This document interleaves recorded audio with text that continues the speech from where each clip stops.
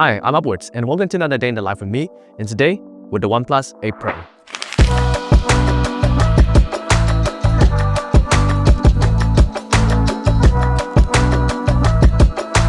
So let's talk about why the OnePlus 8 Pro in 2024. This was the first full flagship from OnePlus, and they went all out with this. This was the first OnePlus to incorporate an IP rating, wireless charging, and it also came with 5G and a quad camera setup. So it's a pretty big deal back in the day, but it was also the most expensive phone that they've ever released. From being the flagship killer to becoming the flagship, the OnePlus 8 Pro is a pretty big deal because this set the new direction for OnePlus and its feature phones. So in 2024, I want to see how this phone particularly holds up, and we're going to be testing out the performance, the cameras, the display, and most importantly, the battery life to see if it's worth picking up one of these in 2024. Alright, so it's currently 9:56 and the battery percentage is at 99%. Let's get into this thing. The OnePlus 8 Pro is the second phone I'm testing as part of my switching to Android experience. Currently, today is the 10th out of 30 days of switching, and so far, the experience has been great. I started off with the Nothing Phone 1, and while the OnePlus is a completely different phone, the Android experience is largely the same, which makes it easier to switch to. Thanks to Carl Pei, who used to be the co-founder of OnePlus and is now the founder of Nothing.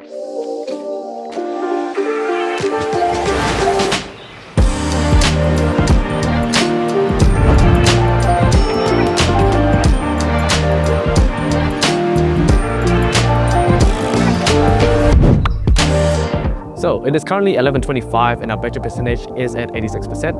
But let's talk about the display on the OnePlus 8 Pro. The OnePlus 8 Pro is equipped with a 6.78-inch AMOLED display, which was the biggest display they've ever put on a phone before. And it had some super high-end specs. For example, it had 1 billion colors, 120Hz refresh rate, HDR10+ certification, along with a QHD+ resolution with a whopping 510 pixels per inch. However, I did turn it down to Full HD to save more battery, but one of the coolest things about the OnePlus 8 Pro that separated it from any other competitors was the fact that you could run 120Hz refresh rate with QHD+ resolution. At the time, the S20 Ultra, which was its biggest competitor, could only do 120Hz with Full HD. It could only do 60Hz at QHD. So the OnePlus 8 Pro's display was a pretty high-end compared to anything else that was out there on the market. It can also reach up to 1300 nits of peak brightness, which was a pretty big deal back in 2020. For the protection on the front of the screen, we have Gorilla Glass 5, which was pretty standard back in the day. We also do have a crazy screen-to-body ratio of 90.8% thanks to the curved edges. Now, the OnePlus 8 Pro has some pretty massive curves around the sides of the phone, which I will say is a little bit annoying since it is prone to a lot of accidental touches. And I've already kind of had a few of those issues so far, but it does make it look a lot more slimmer and a lot more fancier. I do notice there is a bit of fall off on the edges of the display, especially when you're viewing lighter content, where you do have a lot more color fall off on the sides, which is a bit annoying. Obviously now the OnePlus 13 has a flat display, so they've obviously gotten rid of those issues. Overall, the display here is very top tier, and there's pretty much nothing wrong that I can fault it for except for the curved display. So altogether, the display on here deserves an A grade. Alright, let's keep going on with this day in the life.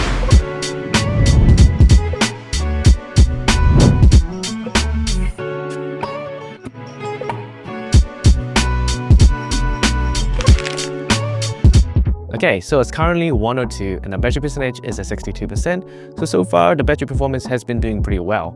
Now let's talk about the performance on the OnePlus 8 Pro. So this is equipped with the Snapdragon 865, and so far I've been finding the performance here has been really solid. This has been actually doing really well for a 4-year-old phone at this stage. We do have 12GB of RAM, which is really helping a lot, especially when we're going back to different apps that I haven't used in a while. A lot of it reloads really quickly and apps launch very fast. Other phones that I've tried that are 4 years old aren't as powerful or as fast as this, and everything has been super smooth. Now the customization on the performance is actually really helpful. For example, with the RAM optimization, you can actually lock apps to stay in the RAM. So even if you close everything else, those apps will always remain in the RAM. So no matter what, you can always make sure that those apps are ready to go whenever you want to use them, which is a really cool feature. So far, going between different apps, multitasking, split screen, and floating windows has been a breeze, and there hasn't been any lags or stutters so far. Sometimes it is a little bit slow, but most of the time it gets everything done really quickly. When we turn to gaming, it can actually run Genshin Impact at high settings at 30 FPS just perfectly fine, and it doesn't have that many stutters, and it doesn't overheat either. It gets a little bit warm, but it can handle it pretty well. Moving on to Fortnite, it can run at a medium 60 FPS, but it does stutter quite a bit at the graphics rate. So I would say putting it down at low 30 FPS is going to be perfectly fine for the OnePlus 8 Pro. It actually does a really good job for a 4-year-old flagship, and everything's just so fluid, so smooth, and launches so quickly, which is very impressive. So I'm going to give the performance rating on the OnePlus 8 Pro an A-, because it can run pretty much everything that I need at a very high level with no lag or stutters, apart from gaming at high graphics. Alright, I'm about to get some lunch with some of my friends. Let's get going.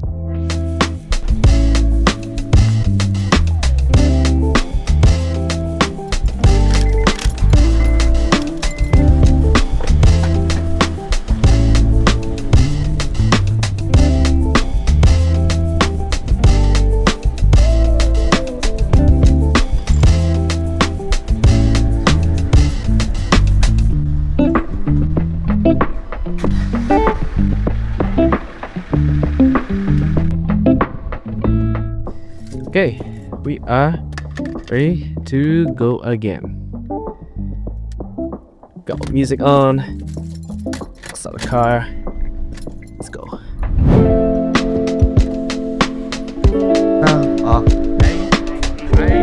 Cola.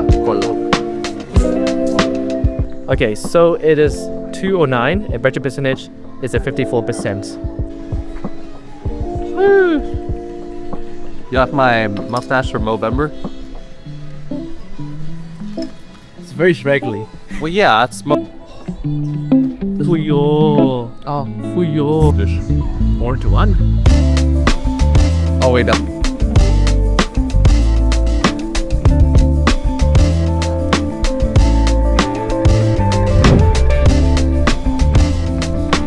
This is at 37% at 342.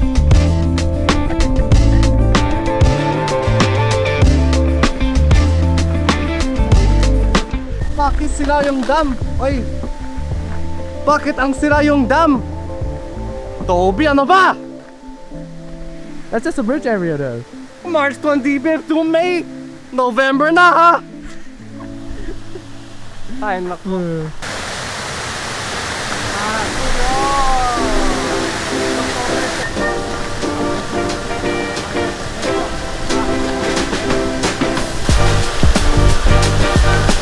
Okay, so we have finally reached the dam. So now the time is 4:19 and our battery percentage is at 24%. Now let's take some photos with the OnePlus 8 Pro. So we do have quite a cool camera setup. We actually have a quad camera setup, except one of them is a color filter, which isn't that useful. But we do have a 48 megapixel main camera, a 48 megapixel ultra wide, and an 8 megapixel telephoto, along with a 5 megapixel color filter. But yeah, let's take some photos with this and see how they look in 2024. The cameras on the OnePlus 8 Pro are actually pretty decent. OnePlus always gets a bad rep when it comes to cameras, but using the main wide sensor gets some really nice dynamic range, color, details, and sharpness. Highlights and shadows are well done, and overall clarity is great. Portrait mode also looks pretty awesome, with my friend Lewis looking like he's in a Coca-Cola commercial. However, the telephoto portrait mode doesn't look as good. Switching to the ultra-wide, I was impressed at how similar it is to the main sensor, with almost the same amount of dynamic range, with matching colors, details, and sharpness. You can tell that OnePlus has put a lot of work into these two sensors. Moving to the telephoto, this is the weakest part of the OnePlus setup, with softer images and a lower resolution. Compared to the competition, this telephoto camera is quite far behind. On the video side, the story remains the same. Shooting 4K up to 60 FPS, we get some really nice footage on both the wide and ultra-wide sensor. Both do a great job at retaining details, dynamic range, and color. Switching between different lenses while filming is a little janky, but overall the video capabilities are great. The telephoto is again looking pretty soft, and with less stabilization, it looks a lot worse than the rest of the camera setup. Unfortunately, my selfie camera is not operating properly on this unit I am testing, so I can't show those results. But altogether, I think the OnePlus 8 Pro's main and ultra-wide cameras do an excellent job, even in 2024, both on the photo and video side. However, the telephoto does fall behind in many regards. Altogether, the cameras deserve a B+.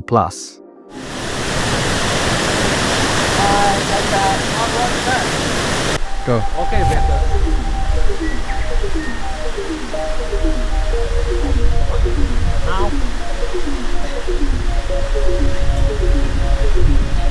My turn.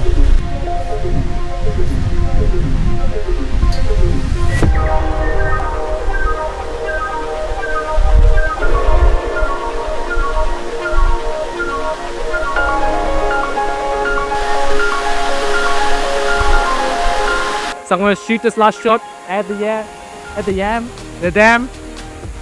Oh yo, look at that. Nice. Phone restarted, guys. Okay guys, we are walking back now.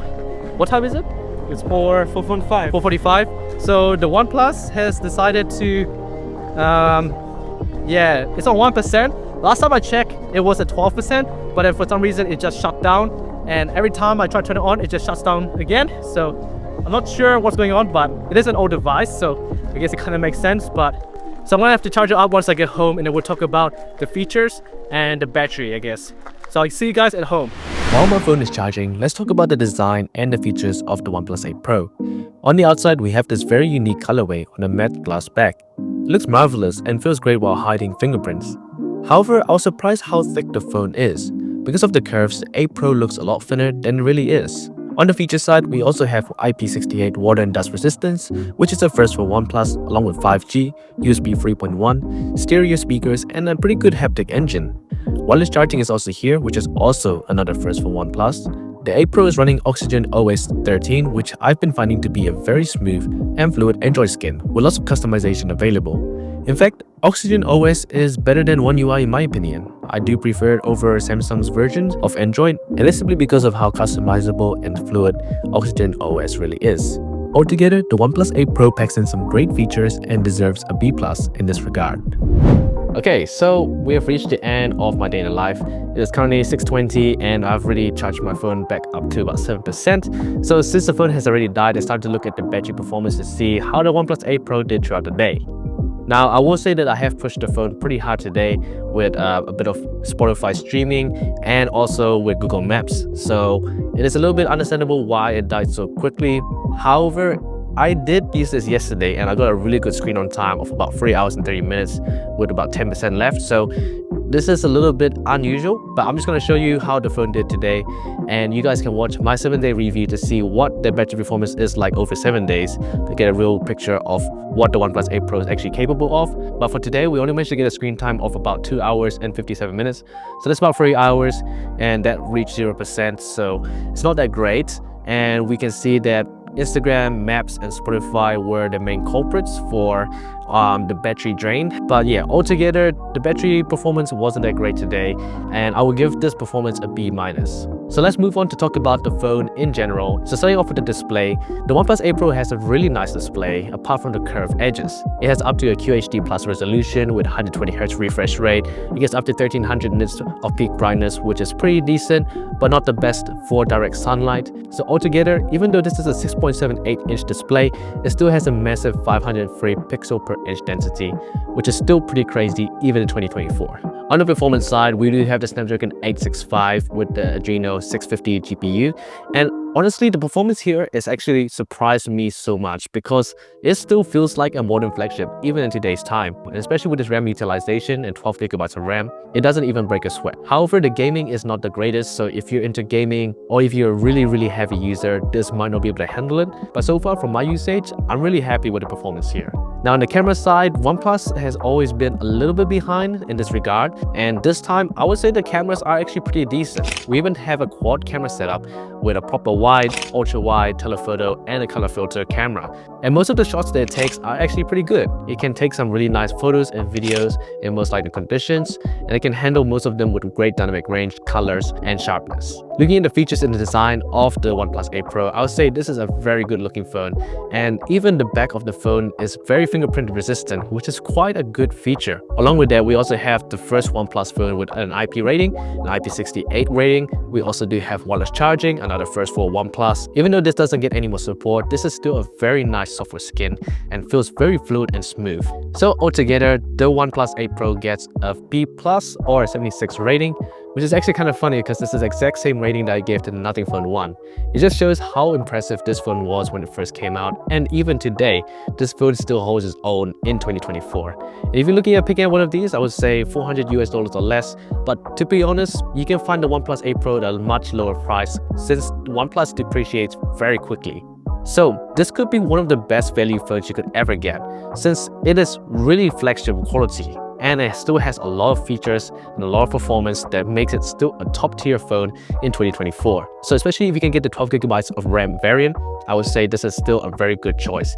Just watch out on the battery life because this isn't the greatest, but if you can find a OnePlus 8 Pro with a better battery health, or if you replace it, then I would say that the battery life could be a lot more better. But otherwise, I really enjoyed this phone. Alright, so that's the end of this video. If you enjoyed watching this video, make sure to subscribe. I'm Upwards, and I'll see you guys in the next video.